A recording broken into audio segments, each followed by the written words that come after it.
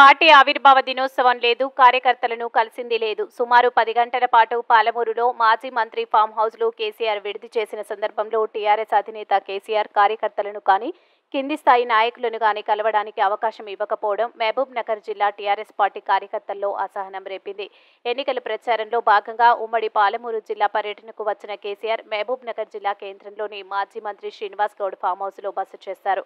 శనివారం మాజీ మంత్రి శ్రీనివాస్ గౌడ్, ఎంపీ అభ్యర్థి మన్నే శ్రీనివాస్ రెడ్డి, మాజీ ఎమ్మెల్యేలు ఎస్ రాజేందర్ రెడ్డి, ఆల వెంకటేశ్వర్ రెడ్డి, పట్నం నరేందర్ రెడ్డి, చిట్టెం రామ్మోహన్ రెడ్డితో పార్లమెంట్ ఎన్నికల్లో అనుసరించాల్సిన వ్యూహాలపై చర్చించారు. కాగా టీఆర్ఎస్ పార్టీ ఆవిర్భావ దినోత్సవం ఉన్నా కూడా కేసీఆర్ కానీ మాజీ మంత్రులు, ఎమ్మెల్యేలు ఎవరూ కూడా ఆవిర్భావ దినోత్సవం నిర్వహించలేరు. కొన్ని గంటల పాటు మాజీ మంత్రి ఫామ్ హౌస్లో విడుదల చేసిన కార్యకర్తలను కానీ, ముఖ్య నాయకులను కానీ కేసీఆర్ కలవనీయలేదు. కొందరు కలవాలని ప్రయత్నం చేసినా వారి ప్రయత్నం వ్యర్థమైందని సమాచారం. ఎన్నికల్లో ఓటమి చెందిన తర్వాత కూడా కేసీఆర్లో మాజీ మంత్రులు, ఎమ్మెల్యేల ధోరణిలో మార్పు రానట్టు ఉందని కార్యకర్తలు విస్తుపోతున్నారు. నియోజకవర్గంలో ఉన్న పరిస్థితులు, రాష్ట్ర ప్రభుత్వ హామీలు, విద్యుత్, మంచినీరు, సాగునీరు తదితర సమస్యలను తెరపైకి తీసుకొస్తూ ప్రజలకు పూర్తి స్థాయిలో వివరించాలని మాజీ ముఖ్యమంత్రి సూచించినట్లు సమాచారం.